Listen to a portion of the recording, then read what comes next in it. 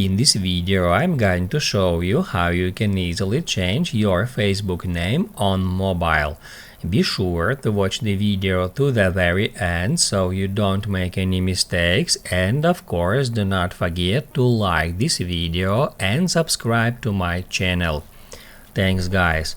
So let's get started, and first off open up Facebook app, then go to menu, tap at gear to open up settings, and then tap at see more in account center. We need to move on to the account center to continue.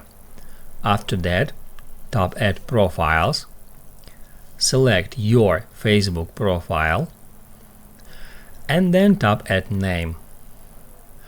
That's where you can easily change your Facebook name. You can change first name, middle name and last name as a regular text. Just remove current one and enter new one.